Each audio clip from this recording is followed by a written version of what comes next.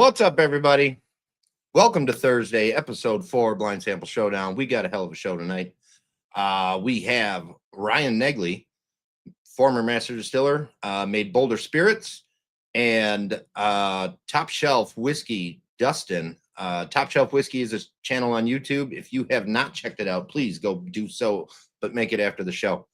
I will tell you a few things about Top Shelf Whiskey. They are excellent whiskeys that they review. And there is one review on his channel that I absolutely love, and we'll get into that in a little bit. But without any more playing around, here we got our contestants.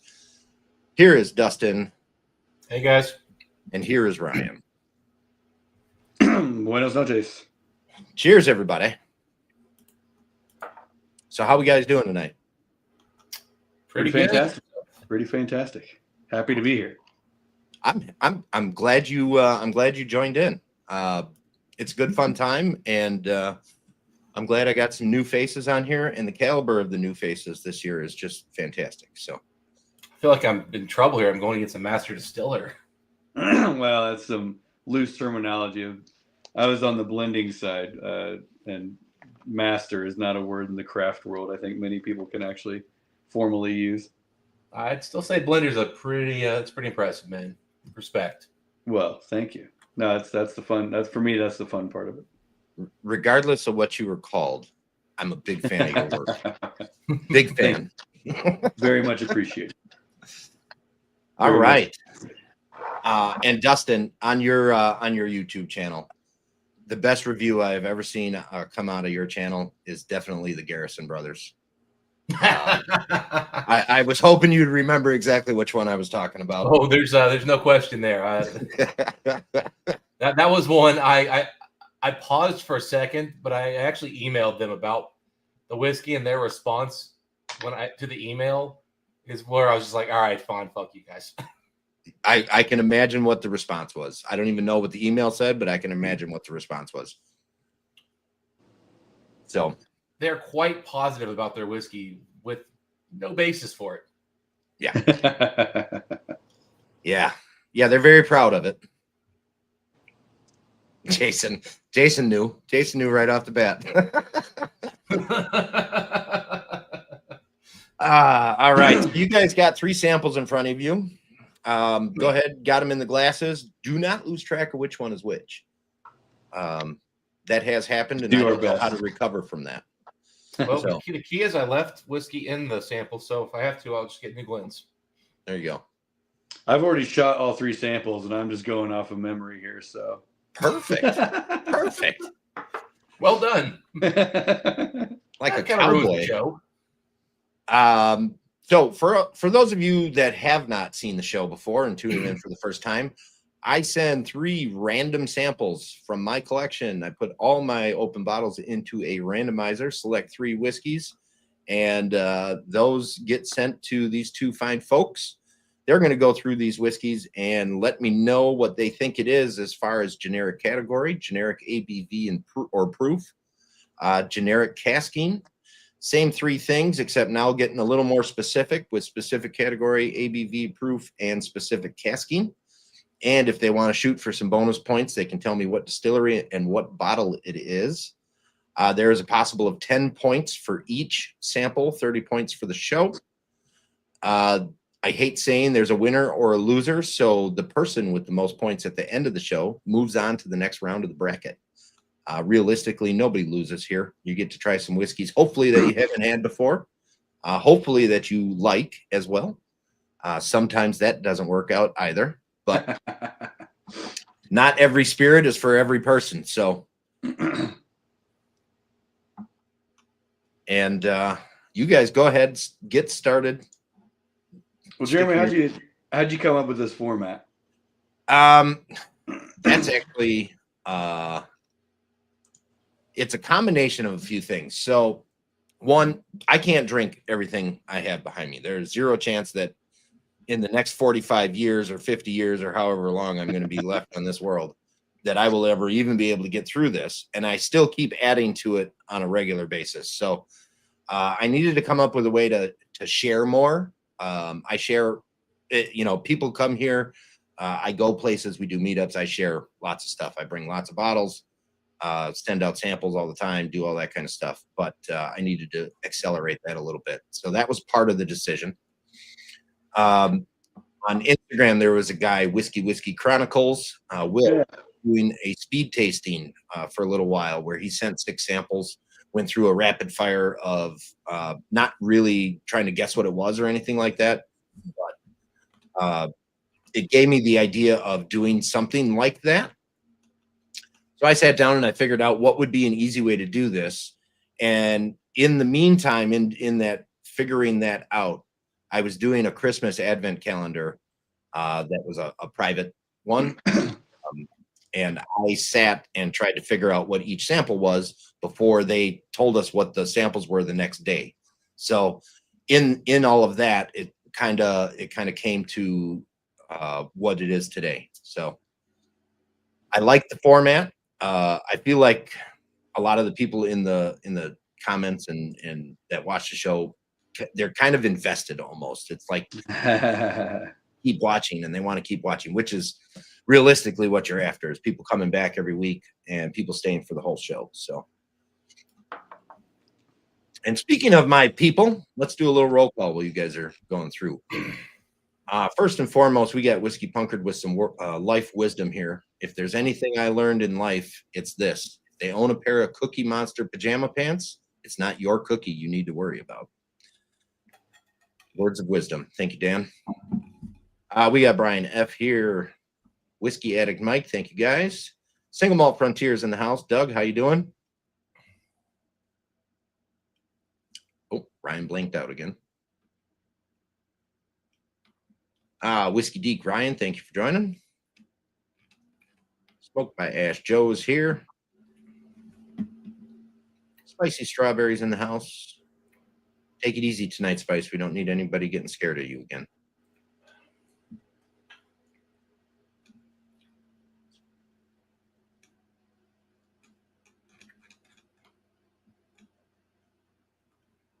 Caesar's here. These bourbons, thank you guys. Jason Coates is here. What's up, buddy? John and Tipsy Teeny, her and sister-in-law are here. He must have went down, minimized his phone. Victory!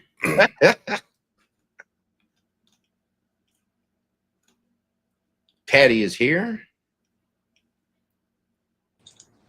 There we go. There you go. Sorry about that. Oh, it's all good. Already claimed victory. Sorry. There are no losers here. Whiskey Shaman is here. How you doing, Randall? Rough Spirits is here. Marshall, how you doing? Thank you. Man, I tell you, if this was, you threw me for the loop when you sent the list. For those who don't know, there's a long list of all that shit behind them. There's a long list of all of that. So there could be any of that. And had I just gone completely like blind, I think I'd have not been as just sketched out in my confidence here. Like what these whiskeys are. Well, I can tell you right off the bat, this first one, I've never had it. Smells very good. I can narrow it down to a general area, but I'm not. I don't know if my general area matches what Jerm's idea of general is. Yeah, like when I first nosed it, I was like, okay, cool. I kind of know where this might be heading, and then I get to the scrolling and kind of go to the area where I think it is. And then I kind of taste it, and I'm like, oh, no, hold on. Let's just scroll some more. Maybe. Well, I mean, like, oh, shit. Oh, no. Like malt versus single malt, which I assume means a malt blend. Like, well, so I go by the TTB categories of things. So malt whiskey would be 51% malt and whatever else, whereas single malt means one distillery generalizing as 100% malted barley, right? Sure. Okay. I don't know if TTB is that strict in American. It's not. In Unfortunately, Scotland, it is now. America, It is it's not. now. Well, if the producer goes through the effort to say that it is malt whiskey because there is a malt whiskey category, then you would believe that label, that they're proud of being that malt whiskey, Right. whatever. As I'm opposed to- assuming, yeah, and I'm assuming now that the American single malt has been ratified. It's a actual TTB regulated category. I would assume now at any point in time, if you're putting out what would be a single malt whiskey that fits into those definitions, you're going to put that on the label. And if you're Yeah. putting out a When was malt your bottle whiskey, bottled? what's that? When were your bottles bottled? Well, yeah, and yeah, that's the other thing. Because I can tell you, I had the new Woodford single malt, and I've had their blended malt. And based on palate, I would have assumed the blended malt was a single malt over the actual single malt. And is that Wood? I don't know anything about this Woodford. Is it actually single malt? Is it? Because put they out used to that- do that malt whiskey, but it was I'm not talking about that. No. So this Okay. is part of their experimental stuff. It's a 12-year-old single malt. It's labeled 12-year single malt. Yeah. Then they also put out a blended malt with a sherry cask finishing. And that particular one on the palate, to me, tastes more like a single malt than the single malt does. Me knowing exactly what's in there, I'm like, if you now truth be told, I think they're the same malt. Like legitimately, I think they're the same malt. I think it's just a finishing difference. But You brought up Whiskey Addict's favorite distillery. I've enjoyed some of their experimental stuff. Like that Chocolate Whisper is absolute awesomeness.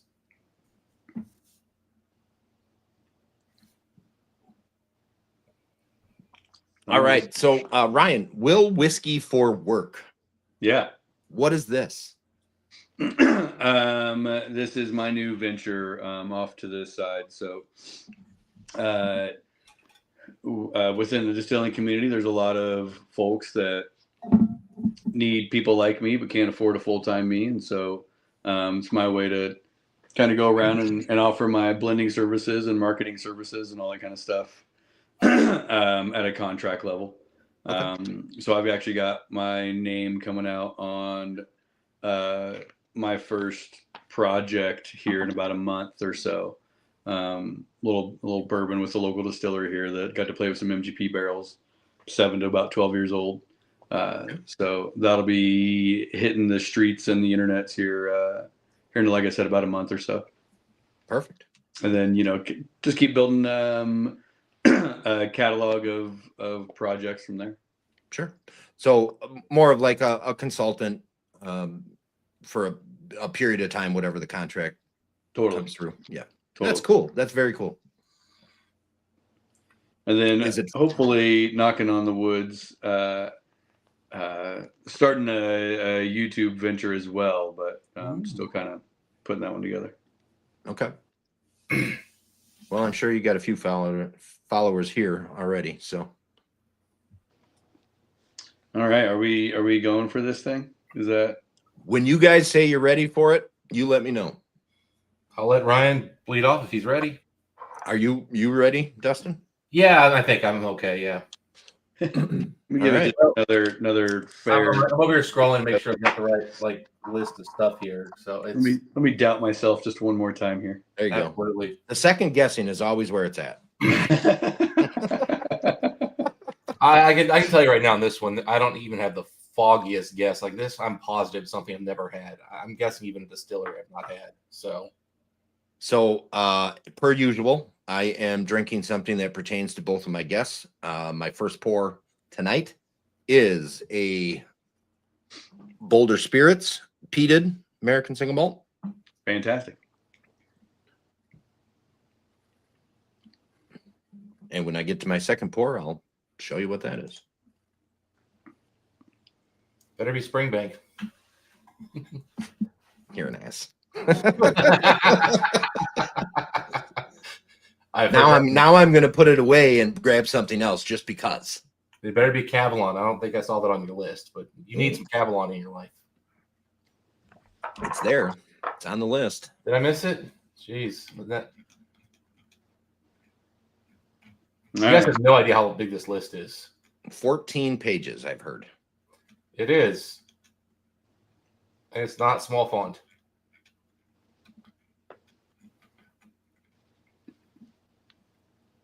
Oh, there's triple sherry cask. Okay. All right. Okay, if you guys are ready, I will take your guesses down.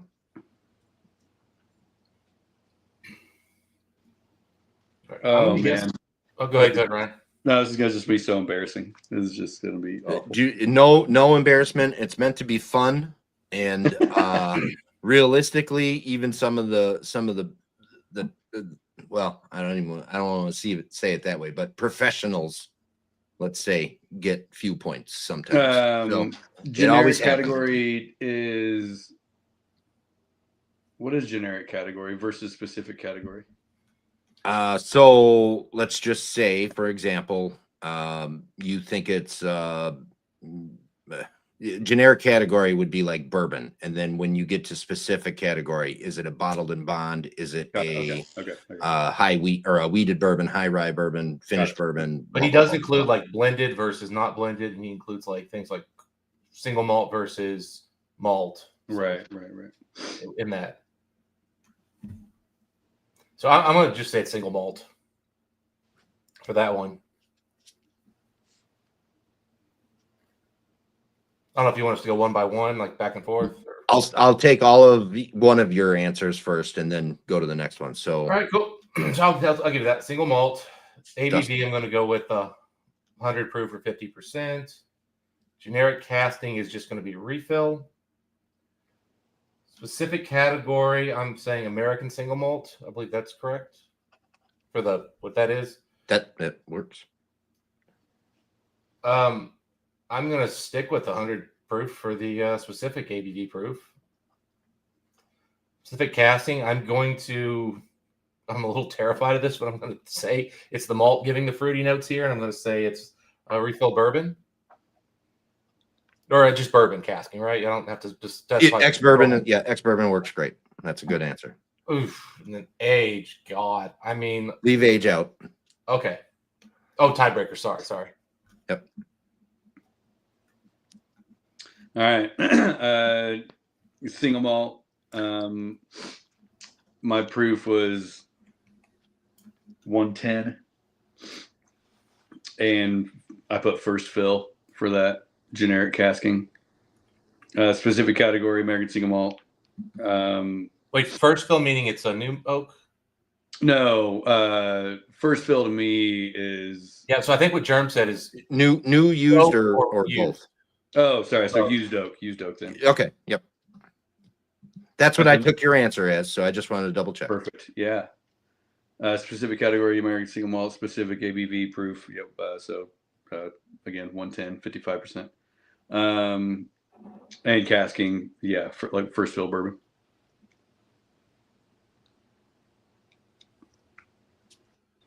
Okay.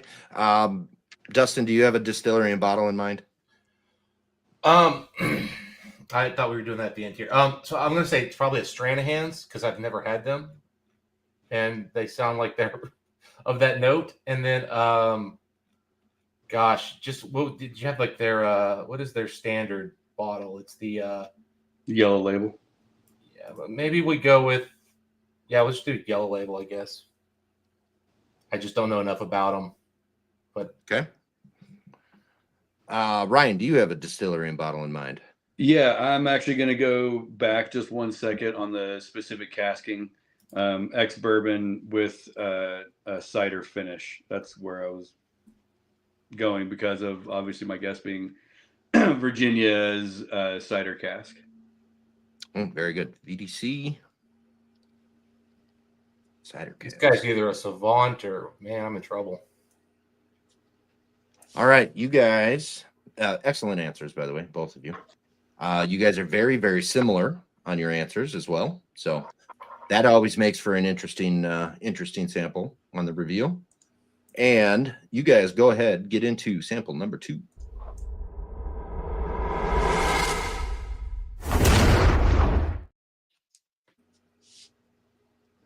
Oh, that smells like first full bourbon.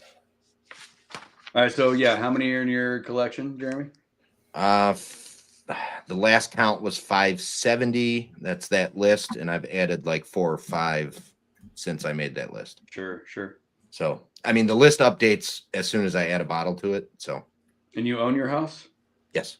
Okay, just making sure, because holy shit, you gotta move I that. rent because of my whiskey. I already bought a house worth of whiskey. I can't do both. I do not drink very fast. So like I have bottles. I still have bottles from some of the first bottles that I purchased in end of 2018, beginning of 2019. So, and it's not because I don't like them. It's just variety is a spice of life for me. So I don't ever sit down, drink a bottle, move to the next one, drink the bottle. You know what I mean? I can't ever have the same pour in a night, and very rarely do I have the same pour twice in a week. So I can tell you right now, I nosed all these when we first started real quickly, and I ruled out a category or two, and I just renosed it. I could not have been more wrong. like it hit me. I was like, nope, that is absolute. I am an idiot. I'm so positive on this that now I've got to go back and look at a whole bunch of whiskeys I ignored because I was like, oh, it's not one of those. So apologies, guys. I got to go back and really think here. Yeah, no, I'm in my life reevaluation era of this show right now for sure. Well, I mean, the other thing was I was looking at the color on some of these, and I kind of made some just quick judgment calls based on color when I glanced. 100%. And the problem was I was comparing them to 2-ounce samples. That may not be the best way to compare colors. Now, you guys have been in whiskey long enough to know that color does not determine anything about a whiskey except for just its value. Well, the type of whiskey, I do think, for example, a bourbon being virgin oak is going to be a little darker than a non-sherry finished Scotch or single malt in general. Now, I do have a 6-month-old bourbon in the other room that would argue against that. Right. That's where I was going, because you can't use a hard and fast rule on any of that, because there is always at least one that will prove that rule wrong. Well, let me just say this. The smell on this one tells me I was just effing wrong, because this, I'll just say right now, this is very good whiskey. That's pretty good. This is very good whiskey. This is completely not what I was expecting. So I failed.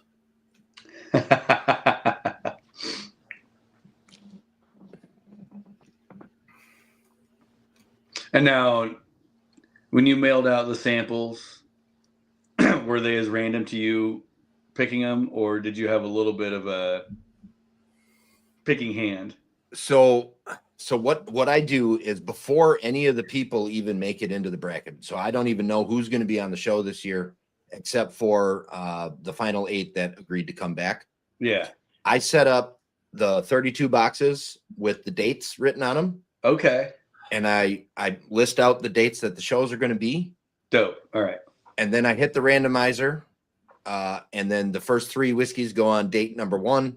Second 3 whiskeys go on date number 2, and so on and so forth.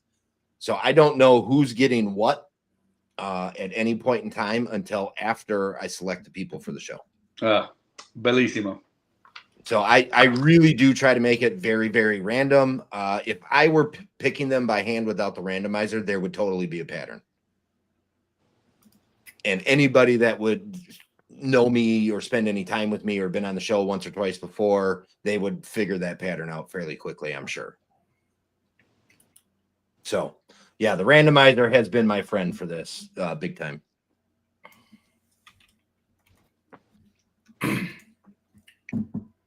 That is so good. I like to hear that the samples are enjoyed, at least. Yeah, now I'm really struggling with what this is. Yeah, do you have just a delicious category? Yeah, I'll put it in that. The first whiskey was perfectly fine. I enjoyed it, but it was nothing, special by any stretch. This is very good.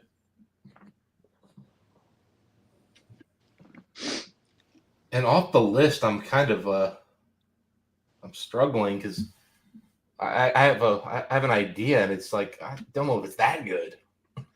The list is crazy because me personally, if I was in your shoes, I probably would not want to look at the list because I think it would just make me second guess everything. Well, the thing Some is, people want to use it to look at to Right. see, and then some people want to go, I think it might be this. Look at the list. oh, we've lost Jerem. So we Yeah. lost you for a second there, Jerem. I think you're back though. Oh, you know, it happens every once in a while. I don't Yeah, know. I think it's like a computer processor issue. It kind of felt like it ran out of steam. Yeah. But I'll just say, like, I'm pretty confident. I know to the distillery who did this. Oh shit. Yeah, this is. Well, I'll put it this way: I could totally be wrong, but this is the profile that I like from that distillery. Other distilleries do get this profile though, so like I am going to do a little water test here real quick, if you don't mind. Absolutely. Everybody forgets the water. Sometimes that can really show you a couple surprises. It's the one thing Mike and I get criticized for the most and complimented the most for is adding water to every review we do. What's the harm? It's a half an ounce of a bottle of whiskey that you're going to add water to. Maybe it does some magical things. Maybe it does bad things, but at least you know. Well, it's just like I wouldn't want to ruin my whiskey with that. And then also sometimes when we do sample reviews, which we hate the fact we have to do them, but somebody sends me Rosebank, I'm reviewing a sample of Rosebank. Hey, I couldn't. Rora. I wouldn't blame you. I mean, they're sending us $3,000 bottles of whiskey samples. I'm also not complaining if it's a small sample. Right. Yeah, right.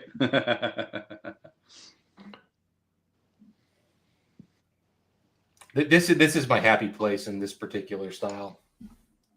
I bet I'm gonna get the wrong fucking category. Jason, I think that might be. I think that might be correct. I feel the same. Ooh, water is making me second guess myself slightly here. The old second guess. It's usually how I end up winning. Is the second guess. And I'm just going to tell everybody here, I'm ignoring this Lost Lantern list because it's ridiculously long, and I've never had Lost Lantern. So if they're in here, I lose. It's almost 2 pages of Lost Lantern. Maybe it's almost 3 pages, actually. I had to count them today. 72 unique bottles of Lost Lantern.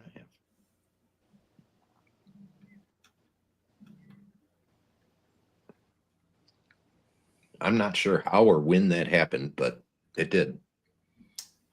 And I think tomorrow I get 4 more. Oh, nice.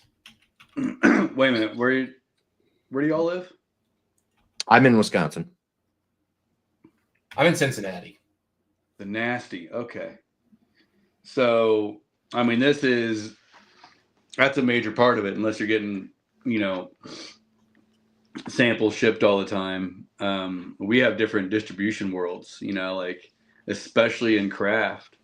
I got buds in craft all over the country, of course, but I'm not asking them to send me fucking bottles all the time. So just of what's available out here, east of the west of the Mississippi, it's completely different on a regular, and even like our different clubs that share different bottles, it's looking through the list. I'm like, shit, I wish that was distributed out here. This guy down here definitely asks for craft American single malt samples. He is definitely hunting down all that. I spent I'm a not lot of looking time at trying that to find category right now. And Dustin called it earlier, but second dram of the evening. Yep, Springbank 18. Attaboy. Well, there's a huge difference between saying Springbank and Springbank 18. That is an excellent. Which year is that? That's the current one, so it's the all ex bourbon. Oh, okay. Oh, well, actually, there's a new one. Well, yeah, not the current one now. I'm sure that this is. Let me see if I can read this ridiculous. Yeah, that's a wonderful bottle. 17,624. Yeah. I did buy I think I bought a backup of that one actually. I can see why. It's not my favorite or even probably in my top couple, but it's just so uniquely different. I love it. I adore this whiskey. I really do. Like, this is everything I want my whiskey to be, realistically. It does very, very badly in comparison tests, but it's so good by itself. Just one of my most embarrassing moments involves talking about Springbank. I was hanging out at Whiskey Bar in Brooklyn, New York. Or excuse me, Whiskey Bar. I was hanging out at Travel Bar, a whiskey bar in Brooklyn, New York, on the south end of town by Red Hook area. But this guy, Mike, owns it. Fan-fucking-tastic guy. Like, just a great, great dude. He let me come out and do some Boulder Spirits, you know, showcasing and buy some people some drinks. And I fucking lugged some bottles with me, you know, from Colorado in my carry-on and all that kind of shit. Or my check bag. And I even brought some frozen green chili, like bags of green chili, like this green chili stew kind of stuff. That's what is famous out here in Colorado. Anyways, I go out there, do this thing. It's like, hey, there's also somebody else that's going to be coming in tonight, because there's like if you're in New York, like you got to stop by his bar. So every brand stops by Travel Bar, and this other brand comes in, and Mike comes over and grabs specifically me and this other dude. He's like, hey, come back here for a minute. All right. And so when you get called into the kitchen that doesn't really exist in Travel Bar by Mike, you fucking go back there, because he's going to share something really amazing. And he pulls out, you know, a couple of bottles actually. And, you know, not often does he have, not me, but he's Callum Fraser, who's the new, like, you know, head blender, distiller, or whatever for not Lefroy, one of the, you know, the big guys over there, and like a dumbass, like just a total fucking idiot. You know, I don't know if I wasn't shell shocked, because he's just like a dude in the industry next to me. But I asked him like what his favorite distillery was, and he kind of like, you know, like, why the fuck you ask me that question? Like, of course it's Springbank. You know, like, what? Why would you ever ask me? I was like, oh my god, why would I ever ask any fucking distiller over there what their favorite distillery is? It's fucking Springbank. Of course it is. So yeah, I felt like an idiot for a while there. You know, recently I even knew who the master distiller is of Springbank. I think I made a comment on malt reviews, and I was like, you know, I actually don't know that. And they're like, McCallum Fraser, how do you not know this? And I'm like, he doesn't get a lot of publicity. He doesn't do a lot of talking. Not putting himself out there very much. He's just hard at work making great stuff. Yeah, I mean, mind you. Yeah, I don't even know who's on Springbank's production team at all. Yeah, but everybody in the industry is like, Springbank, it's Springbank. Duh, of course it's Springbank. Yeah. All right, how we doing on sample 2, guys? We getting close to ready? I think I'm ready. Ryan, you want to lead off this time? Yeah, I believe that's what's happening. Back and forth. Yep. Ryan, go ahead whenever you're ready.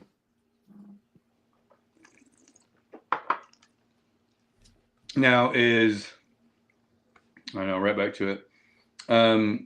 Generic category, would that be American whiskey or the category within American whiskey? It would be like bourbon, rye. So American whiskey is an actual generic category. Yeah. Okay. That's when it doesn't fit a mash bill of anything. Oh, got it. He's also got like light whiskey in there, wheat whiskey, so the single, pot still, all those are options. Got it. Okay, so I'm waffling. This is what's fucking embarrassing here.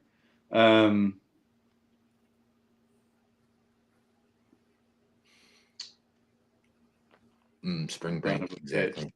Son of Beatrice. I'm waffling, guys. I'm waffling. I was so set. Maybe I was excited about your insecurities over there for a moment when you had to change your mind at the beginning when you first tasted it. Now, like at the end, I got to make the decision. I'm like, no, what is it going to be? So I think so. I have a bottle pick on this one, so I am going to either just crush this one or get destroyed. Yeah.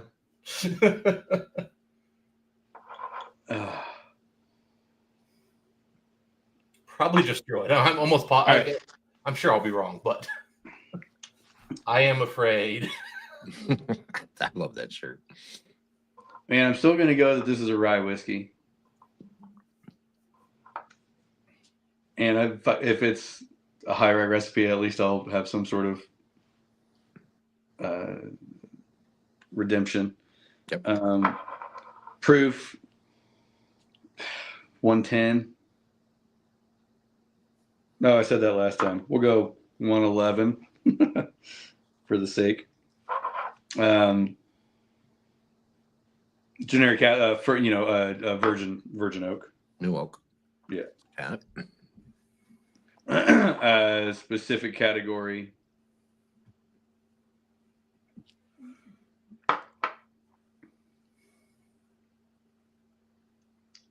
Man, that drinks off. I want to say bottled and bond. Man,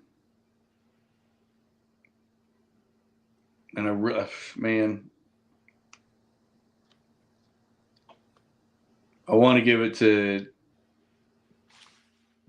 Oh, sorry, I'm getting ahead of myself with the producer. Well, the ABV is bottled and bond, specific casking for so that's.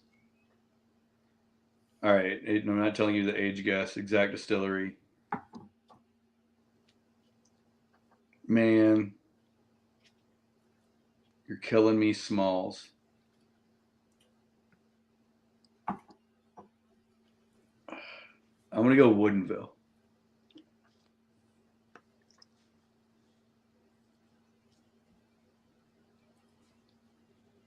We have the same samples, right? I know, right?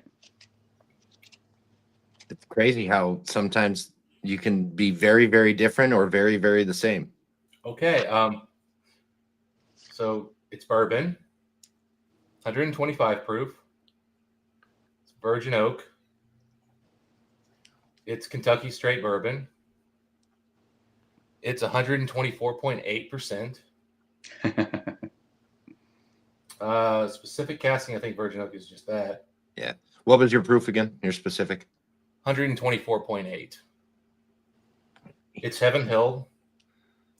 And it is Elijah Craig barrel proof batch C922. ECBP. And I'm not going to worry about the batch because I don't care.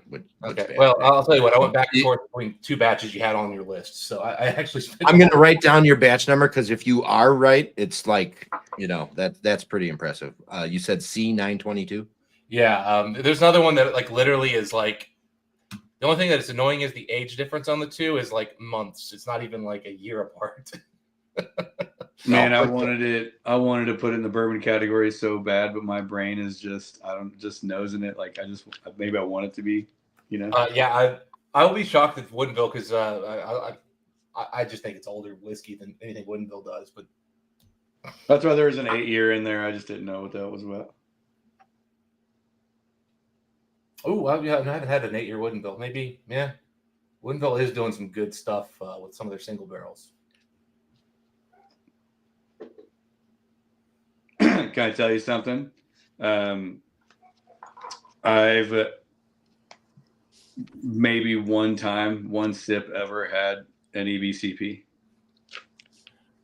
Like that's not my shit at all. Like that's just I'm actually not a big Heaven Hill fan, so I don't really chase anything that they do.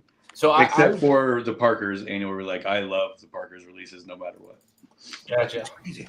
We just who did we talk to? Oh, Kevin Aslan said the same exact thing. He loves the Parker's releases.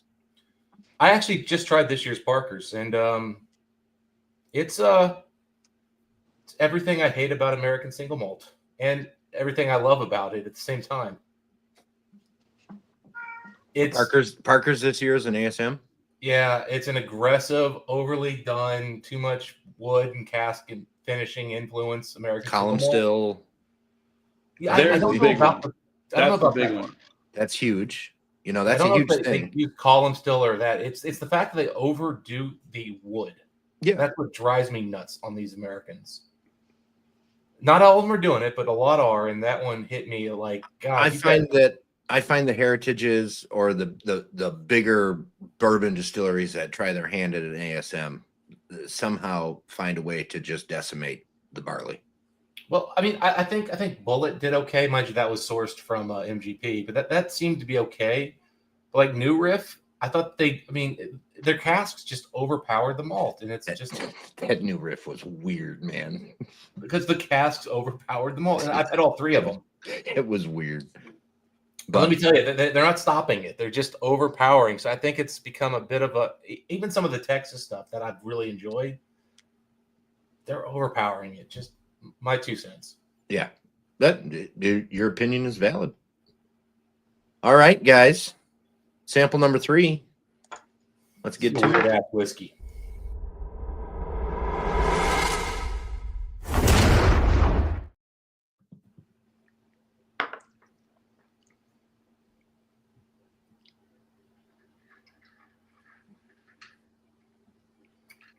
Okay.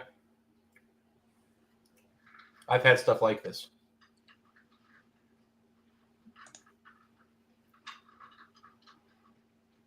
Which one do you have? Whiskey Addict?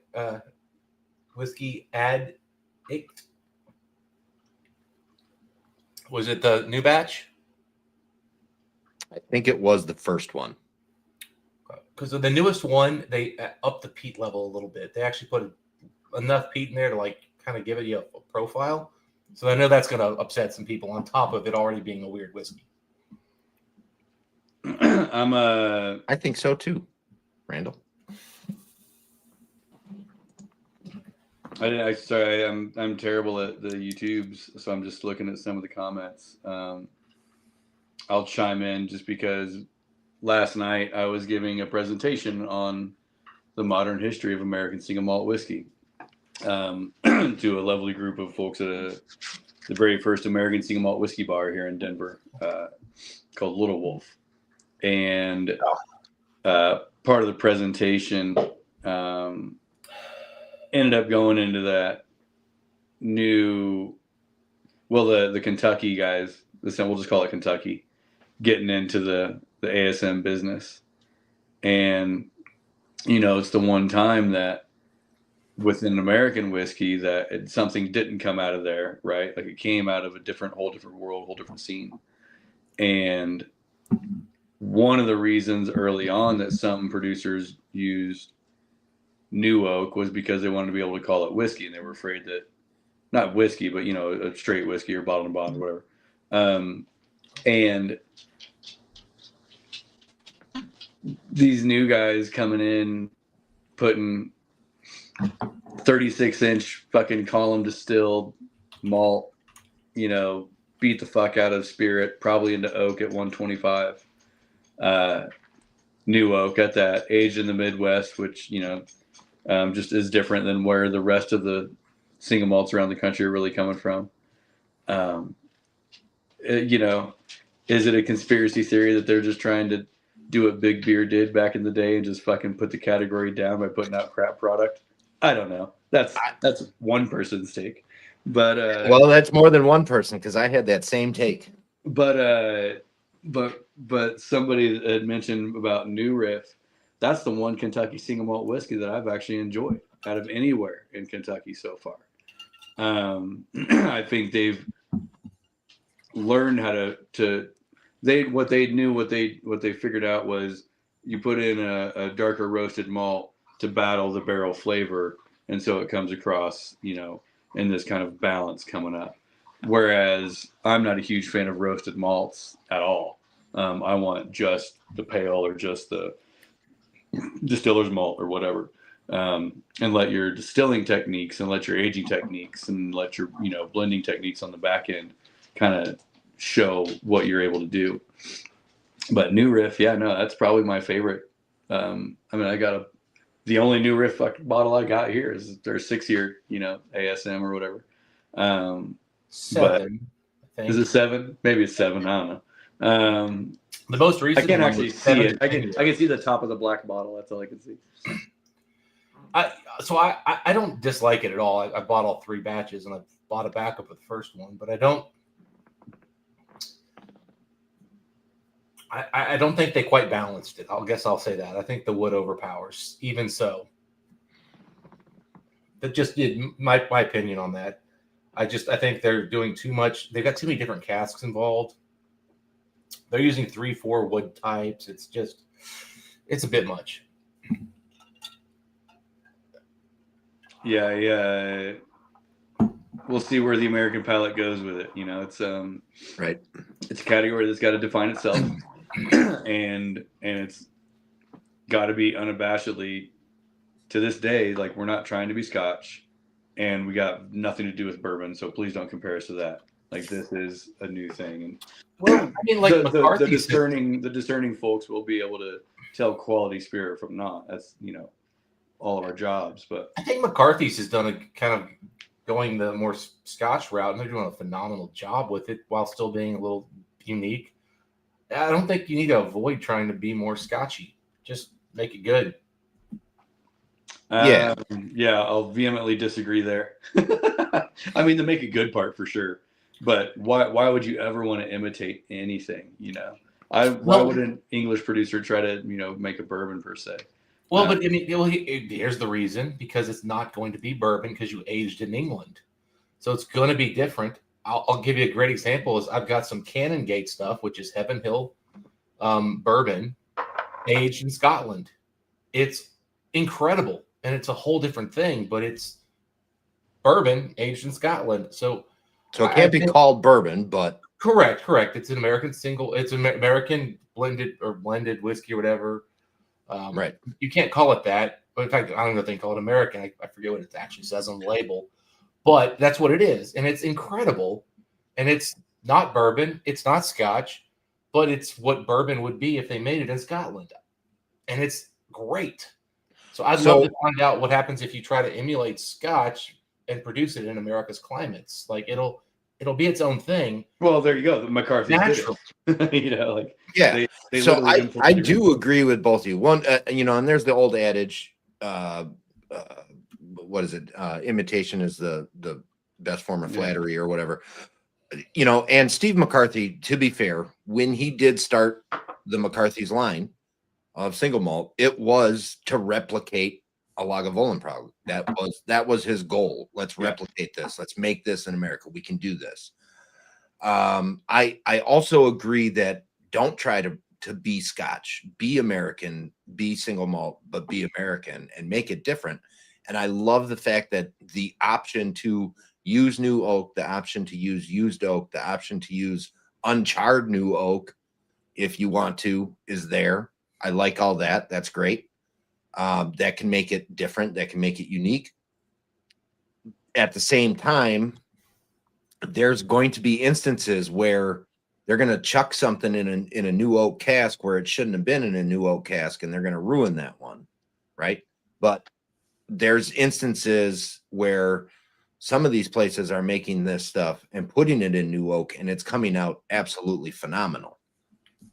You know, Jason said something earlier about Copperworks in new oak stuff. Their stuff is fantastic. Stranahan's only uses new oak, and they still come out really, really good. Which, by the way, I cannot believe you haven't had a Stranahan's yet, Dustin. I think crazy to me. I did have the yellow label, but we're talking like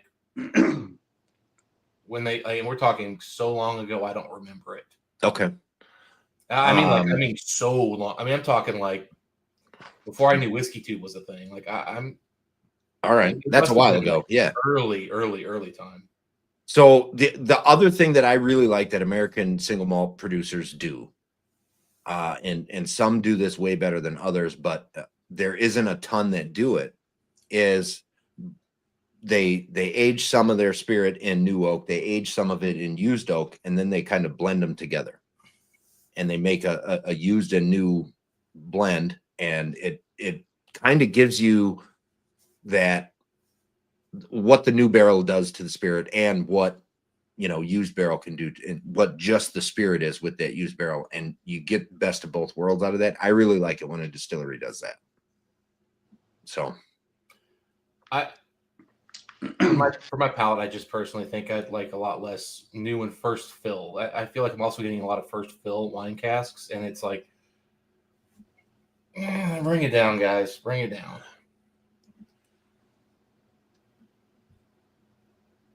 Yeah. See, here's another Deer Hammer. I don't know if I've had a Deer Hammer yet. I think you did send me a sample, Randall. Who mentioned Deer Hammer? But yeah, distilling on the grain, new and used oak. So yeah, absolutely. All right, I'm beyond lost on this whiskey. Cool. Let me at least try to see if I can figure out the proof in my head. Just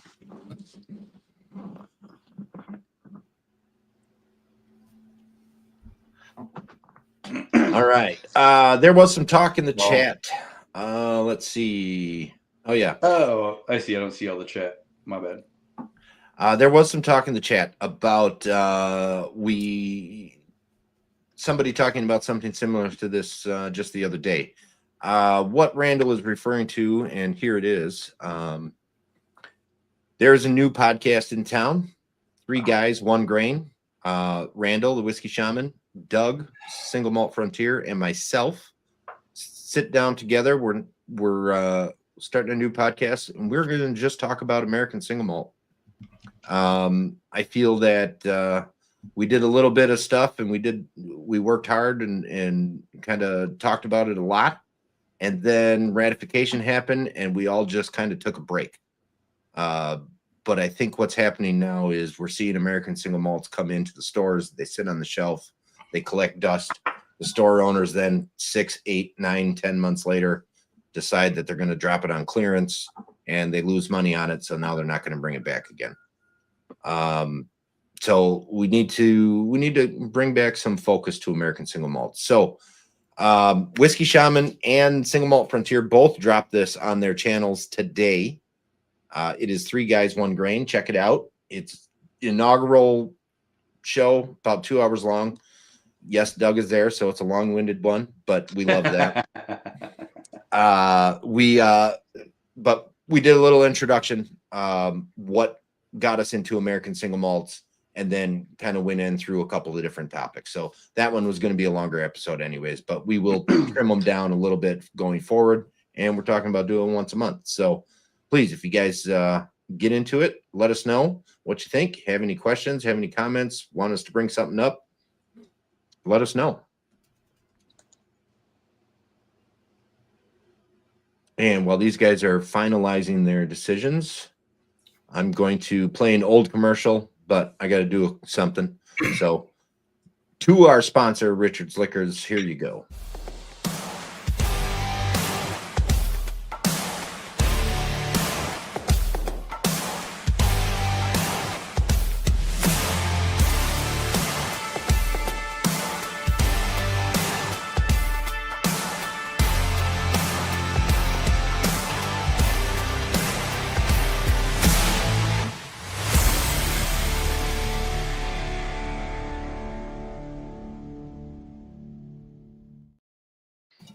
All right. Guys, seriously, Richard's Liquors, you come to Wisconsin, do not leave the state without stopping there. It's a must. Have to do it. Whether you buy anything or not, just stop in, say hi to Zach. Tell him you've heard about him on the Blind Sample Showdown. He'll love that. What part of Wisconsin? Right smack dab in the center. So wherever you go in Wisconsin, he's no more than 2 hours away. See, that's the catch line. There you go. If you end up going to Wisconsin Dells, which is one of the bigger tourist attractions in the state, he's about 48 minutes from Wisconsin Dells up one road. You don't even have to turn. So, yeah, great store. It's fucking good, this whiskey. Right. You guys have liked most of these, I think. I hate this whiskey just because I have no idea what it is. That's good. That means I'm doing my job. No, it's it's not my go-to kind of thing, but it's actually very nice. I guess I started, so I guess I have to go twice first, and Ryan gets to go one. Yeah, we're back to Dustin to start this round off. Yeah, so if you guys are both ready, Ryan, are you ready? Yeah. And Dustin, obviously, you are. As ready as you're going to be. Is that what I'm hearing? Yeah. All right. So there's a chance this is a rye of some sort of malted rye, but I'm going to go with American single malt again. All right, single malt for generic.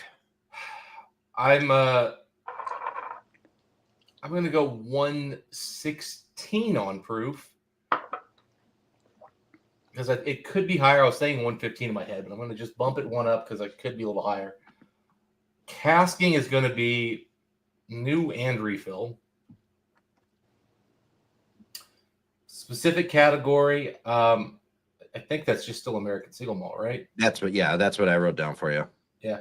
Specific proof, I got nothing here. Specific casking.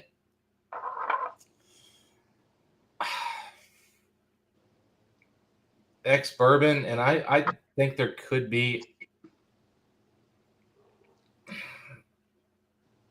feel like there could be a wine in here, but I don't know, man. Like ex bourbon and virgin oak, I'll just say that for now. But there could be a white wine in here, but I don't feel confident saying that. And then distillery, I've got nothing. Let's just put Driftless Glen in there. Maybe there's a few notes I get with them.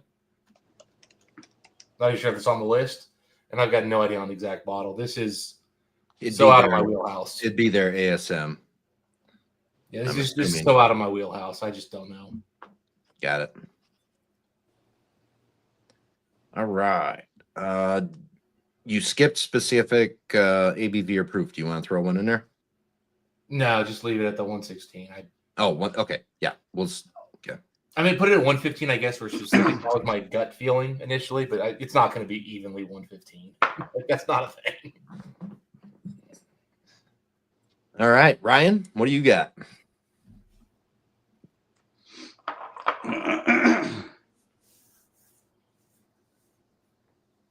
Oh man, I shouldn't have listened. I should have just put some earmuffs on. And said, You got me really nervous on the last one. I was like, I'm going to stick to my guns, but man, you scared me.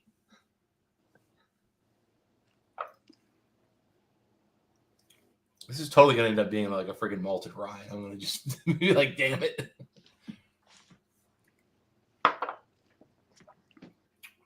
I'm gonna go weird, just funsies. This is Irish whiskey, like a spot of some kind or something at that level.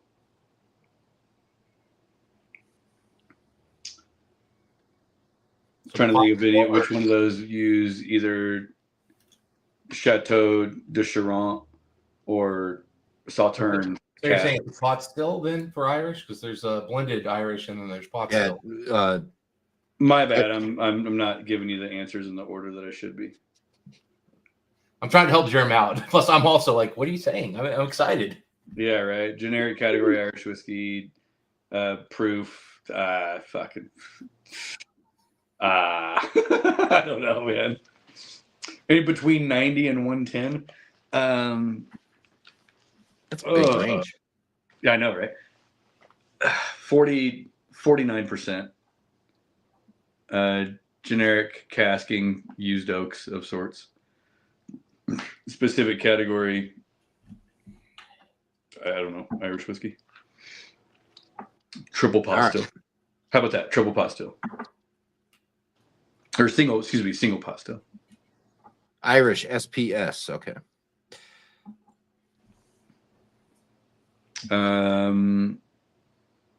ABV proof, same thing. Specific casking, some sort of, or various used oaks, I should say. But ex-bourbon, first and second fill, and some sort of Sauterne or Chateau de Charente, or not Chateau de Charente, Pinot de Charente. That's a white wine, I guess. Yeah, dessert. South dessert, but it's a white. Yeah, white wine is. Yeah, I would go with the Jameson distillery. Like, what's the technical name of their distillery? The Jameson Brothers. Middleton is spot, right? Is it Middleton? Like, would you say I can't help you. Your competitor can help you if he chooses, but I can't. I'm fine. Yeah, the Middleton Distillery. We'll go I don't even care. Gold spot 13 year. Got it. As much I'm a team player. It's really difficult for me to not spout those answers off when you guys ask those questions, and it's like I can't do it. I hope I'm so severely off that it's like I'm embarrassed from the internet forever. I feel like it's fair though. Like I feel like it's fair if you say I think that's from Spot who distills that. I feel like it's fair to say it's Middleton. Just yeah, no, absolutely. My feeling. I will always leave it to the other competitor if they know, and but if they I don't have Ryan, a problem I did with Google me answering it is Middleton, so I didn't leave Yeah. you wrong. Yeah. I double checked. I was like, I'm pretty sure, but wager I'm saying it. I don't want to be wrong because I don't want to be the liar. Like I'm competing and I'm telling you the wrong thing. I want to lose on the merits of my stupidity. Oh man, if I walk away with a singular point, I'm gonna be very happy. You did get more than 1 point. I will say that both of you did. What? Fuck. All right, Nice. later, guys. Later.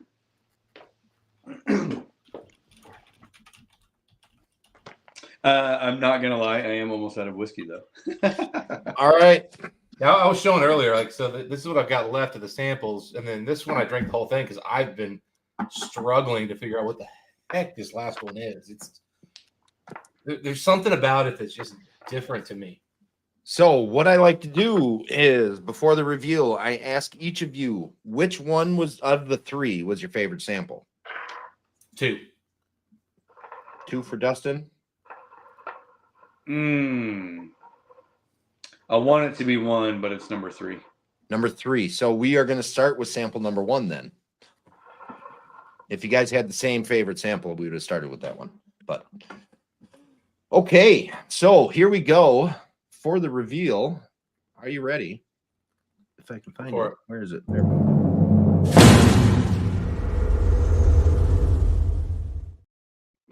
You guys were very, very similar on your guesses for sample number 1. Ryan and Dustin, both of you said single malt for the generic category. No points there. It is a rye whiskey. Beautiful. It's clearly a rye. After having the last one. For the generic ABV proof, you said 110. Dustin, you said 50%. Ryan, you're going to take a point on that. The actual ABV proof of this whiskey is 55% or 110 proof. Generic casking, you both said used. No points there. It is new and used on this one. Specific category, you both said American single malt. No points there. It is a finished straight rye or finished rye. Ryan, you stuck with your 110 on the proof, so you're going to take a point on that. Dustin, you stuck with the 50%, so no point there. Specific casking, Ryan, you said ex-bourbon and a cider cask. Dustin, you said ex-bourbon. The specific casking is new charred American oak and then finished in a Sauternes barrel. Ooh. So white wine or Sauternes would have been very acceptable there.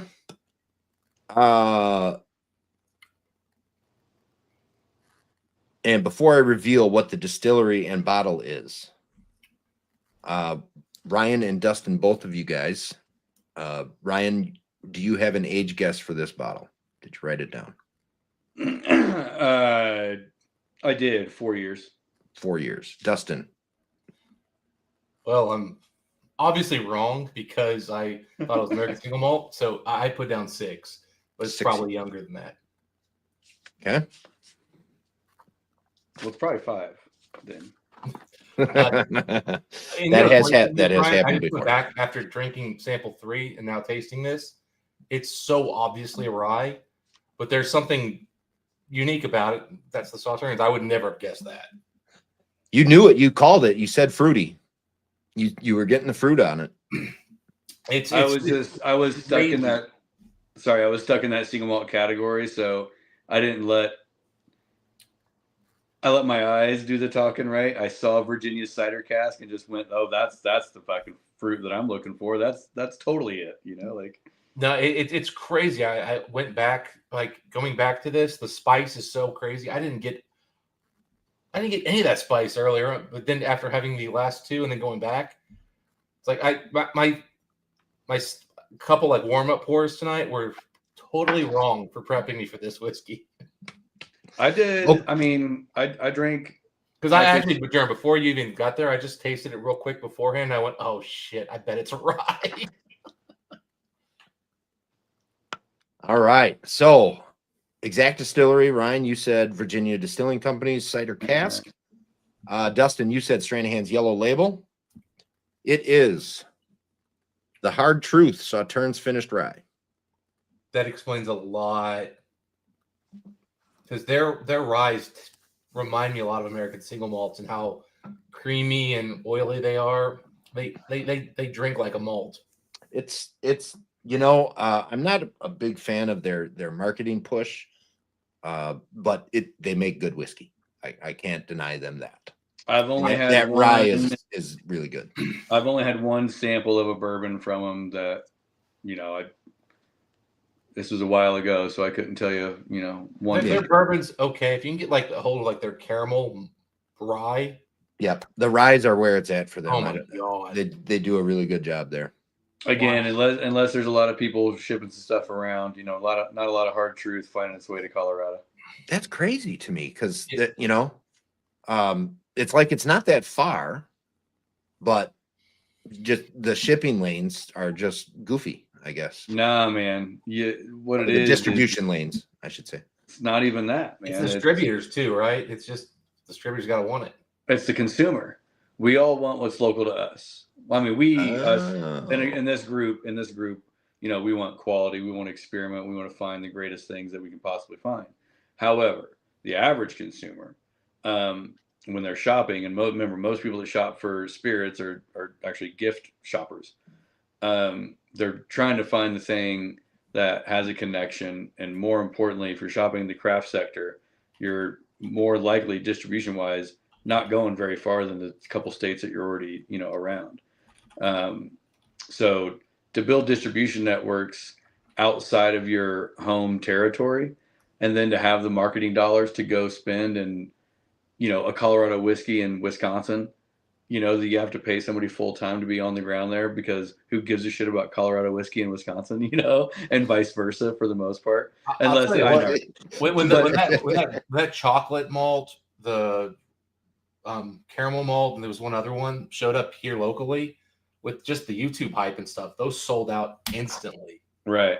Yeah. But it's trying to get that extra 1,000 miles and far enough away from, like, that's a scary way to cast a lot of your product out there when it becomes a lot more expensive to go promote, because at least if you're in Indiana, you can make a week trip out of hitting 4 or 5. I don't think we had any promotion here. It was the word of mouth from the YouTubes and stuff. Oh, for sure. Cleared that stuff out. I'm telling you. Yeah. And I bought a bottle on the recommendations, and I mean, that caramel malt was stunning. And so I'm actually, because this is the Sauternes finished, I don't feel bad about my guests of American single malt, because their stuff is like rye meets single malt. Like, going back now, I'm like, oh my God, I wouldn't feel bad about your guess either. I mean, I totally see how that could play out, especially having no clue what you got. Well, and their stuff's so creamy, rich, and oily. I'm not shocked I went lower, because so beforehand I had a little of this, which is 100 proof, and this drank hotter than the Hard Truth did. So that's why I went with just being 100. I said, well, it's malty, so maybe it's going to drink a little lower. So that was just my level setting was 4. Do we know what percentage of like the mash bill on this thing? I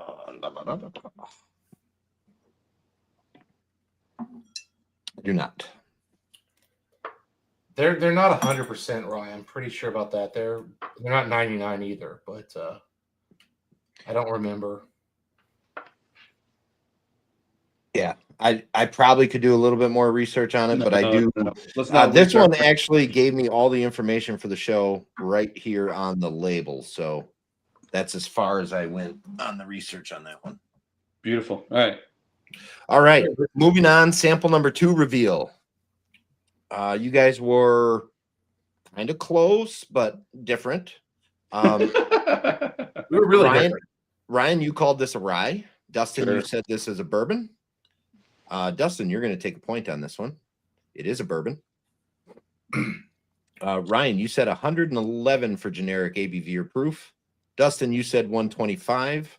You guys straddled it. No points there. It is 117.6 or 58.8. You both said new oak, so you're both going to take a point on that. It is new oak only. Specific category, Ryan, you said bottle and bond rye. Dustin, you said straight bourbon or Kentucky straight bourbon is what you said. But straight bourbon would be the actual answer.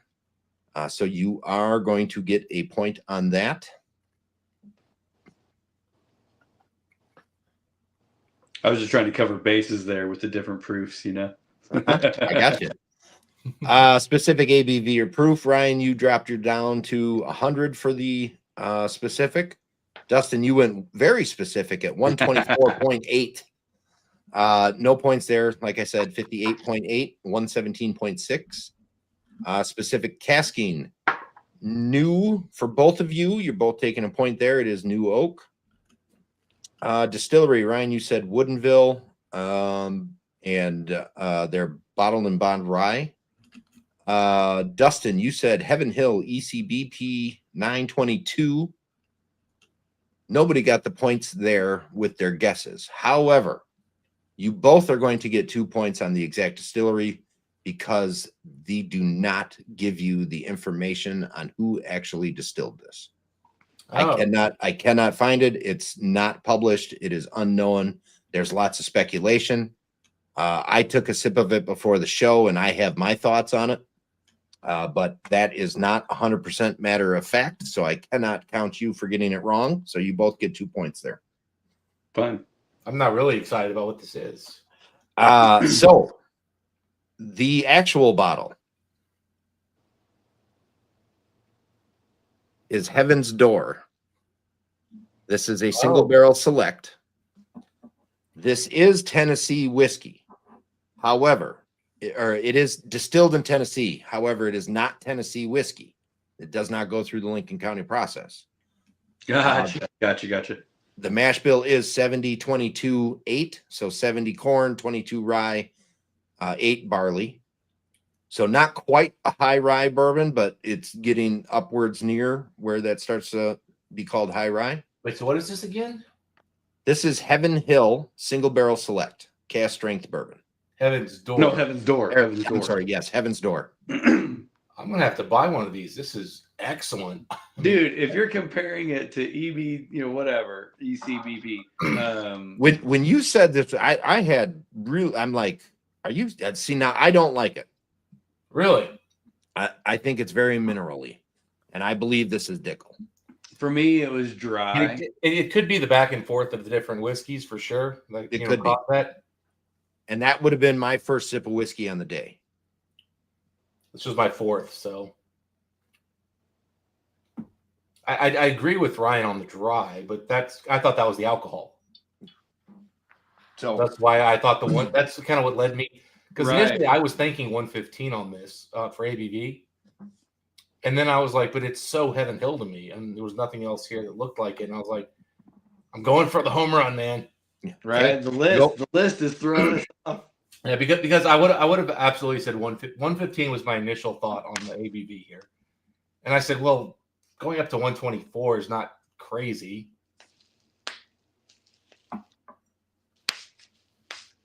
So yeah, if it wasn't going to be a rye, I knew it was going to be a high rye, or at least a high rye tasting bourbon or whatever. But the tannicness of it, and I could feel that it. Again, I guess 111 or 110 or whatever it was, but I was just hoping that it was beating its, punching above its kind of weight, and as far as that goes, and I kind of figured same deal. It's probably in that 115 range. But yeah, just the tannins and the dryness kind of just threw me off. Yeah, I mean, in my head, I actually was like saying it's 115, maybe a little higher, and then I was looking and I was like, but to me, it's Heaven Hill's distillate. It's just not a great Heaven Hill distillate. That's why I was looking at the ECBPs, and I'm like, which one's the worst here? And so I was trying to remember if B523 or 922 were the worst of those Evan Hills you had. Because like it's not a great ECVP, but it's in that profile. And I was hoping one of them was like 115, 118 ABV. And I was like, damn, 523 and 922 are the exact same. And I was like, oh. Yeah. Whiskey Punkers got it right. So it is Tennessee Distillers Group is who they list as their partner, but that does not tell us what distillery, because there's multiple distilleries that go in the group. My guess is Dickel, and it's Dickel making bourbon, not Tennessee whiskey. And for whatever reason, their water or their stills or their fermentation or their yeast or whatever adds that minerality to it, and I pick up on it. It is not quite as bad as going out and buying Dickel. In fact, for me, any bottle of actual Dickel that I've ever purchased tastes like fish food, the dry, flaky fish food that you put in your aquarium. Ooh. I don't like it. And if it doesn't mean that it's bad, it's just not my preferred flavor. So I pick up a little bit of that in that whiskey, and it's enough for me to make me think that it's Dickel. Just to make sure you know I wasn't bullshitting. Here's that bottle of I'm out of whiskey now, so I got to pour myself in. I didn't pre-whiskey with you all, so well, gotta have. I just have two little nips here beforehand, just to kind of get myself like in the range, and I wanted to make sure I had my sherry palate ready, and then I think Germ just totally threw me for a loop. So hey, that's what I'm here for. Thanks.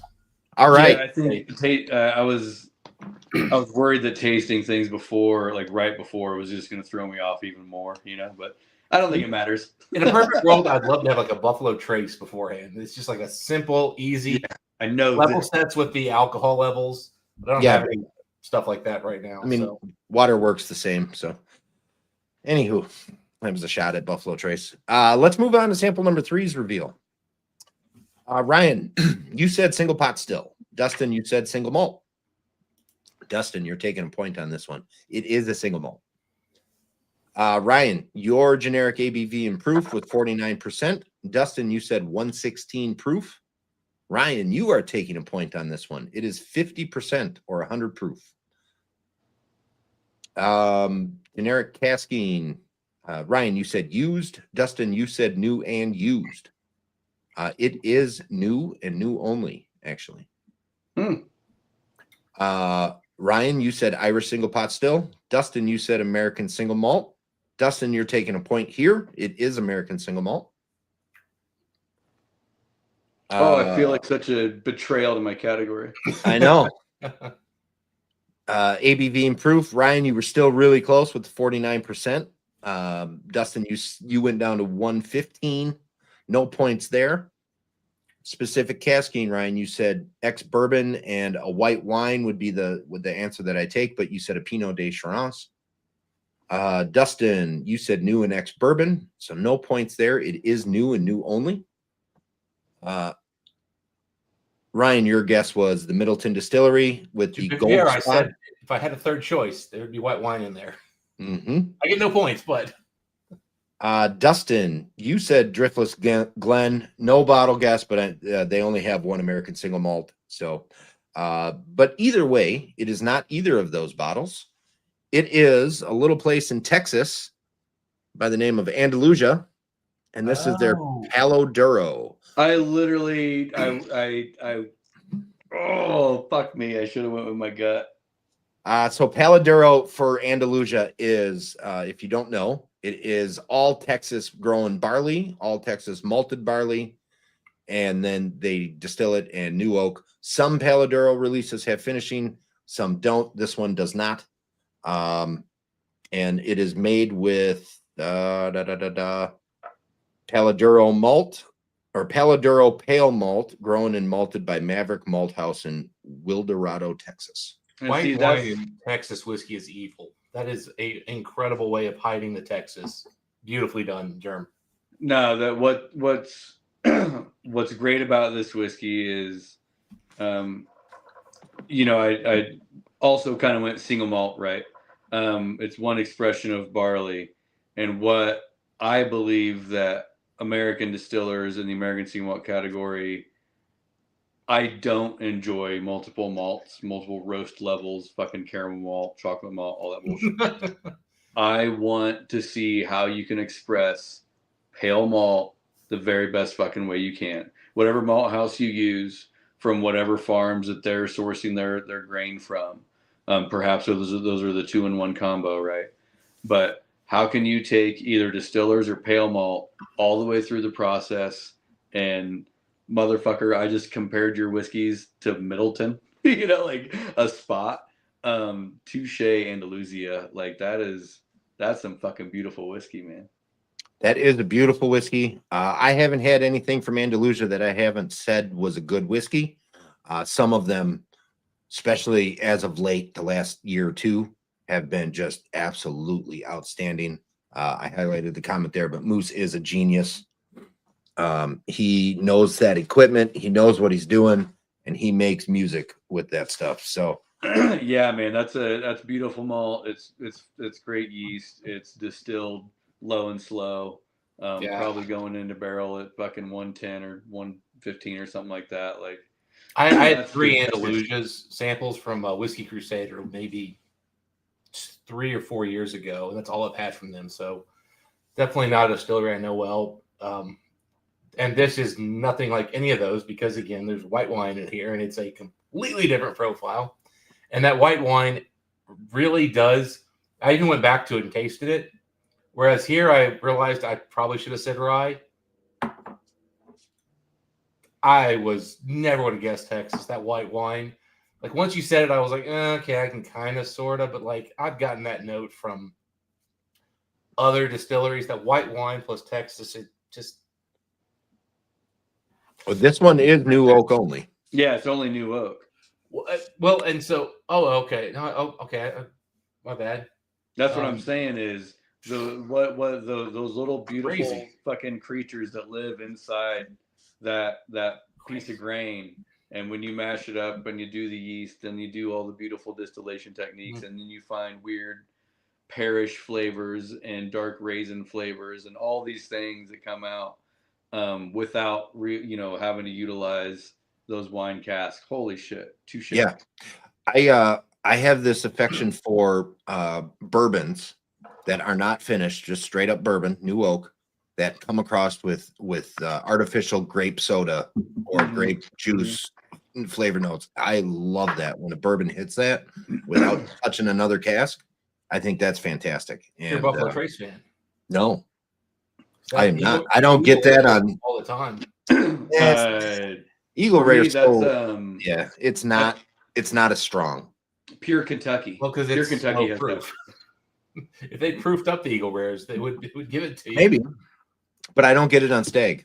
So yeah, well, Stag's rarely ever 10 years old though. Maybe that's what it is. Maybe it's and a lot of those Eagle Rare store picks can be 11-ish, 12. Sure.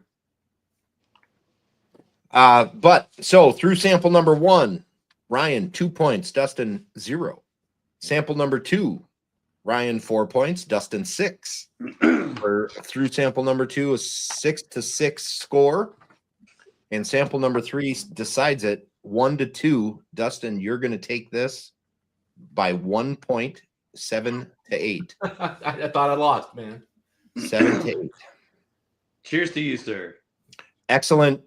Really, guys, your differences were different, but you were still pretty much in that same vein of things. So you both thought that rye in the beginning was single malt. You were on the bourbon rye train, new oak, whiskey on sample number 2, and you were both definitely in the malt range on sample number 3. So obviously you were tasting the same things or similar things anyways, but enough differences there to make a 1 point difference. So guys, the proof marks, that's where I excelled, right? Ryan, you did excellent at the proof. Yes, absolutely. I've always said the proof's tough for me. It's my nemesis as well. It's something I'm just bad at. I think I told you before we even did this on Discord, Jeremy. I'm like, I'm going to get crushed on proof. Yeah, I think that comes from working in the distilling world and like Mhm. kind of just tasting barrels all the time I and think honestly that's on something. proofing a lot because even if you put together cask strength whiskey, I still taste those whiskeys way, way down. Yeah, but like virgin oak, I feel like gives me the feel of higher alcohol, whereas refill brings it down, and then malt also I think brings the proof down a little bit. So The feeling of the proof. yeah, the feeling, yeah. I mean, Yeah. now if I do a better job and I focus on like the end of it, not the arrival, I'm better. But I never do that because that would require me to be better at this than I am, and I'm not. Well, the good news is this is all for fun. I do want you to know that it's a cheeky price. I am crying inside. I am deeply. There's shame that I will have to share with my family later. The Colorado whiskey and distilling scene is laughing at me, all pointing their fingers right now. So, touche to Jason. I think you did great, Ryan. I feel like the proof was the thing that was the most obtainable to win with, and I think that shows you had the more skill. I just got a little luckier on some of the categories, I feel like. It's good, man. It's good. What a good time. Thanks, Jeremy. Hey, thank you, Ryan, for joining. It was a good time. You guys were great. Lots of talking, lots of chatting. I love it. Ryan, I absolutely hope the best for you for Will Whiskey for Work. I think that's a fantastic idea for you. You have a ton to offer anybody looking for some help, and everybody's going to be lucky to get you. And at some point in time, I know you're going to be so busy to the point where you're going to have to turn people down. And knowing you probably will not want to do that, but you won't have too many choices. Right. So I do wish you the best. Dustin, looking forward to the next review. Hopefully it's not a drain pour. It will not be. Excellent. And guys, thank you for coming on. Everybody in the chat, thank you for showing up. I'm going to get a few days off, 6 to be exact. And you guys can come back next Wednesday. Who do we got next Wednesday? Oh, I know. We got last year's winner. Last season's winner is going to be up on Wednesday, 10/29. Randall, that's you, buddy. The Whiskey Shaman going up against Whiskey Drinking Panda. Nice. And then for Thursday of that week, we have Chelsea Uncharted going up against her brother-in-law. So the top 8 got to select a person to add to the showdown. And what they didn't know was that's who they were going to go up against first. Some people aren't real thrilled with that. So, but I thought it was a good little twist. And until Wednesday, guys, I thank you for watching. Guys, on the way out, hit that subscribe button, hit that thumb button, hit that bell button so you know when these start up again. And until next week, guys, cheers to this American Spirit. Cheers, bud. Cheers.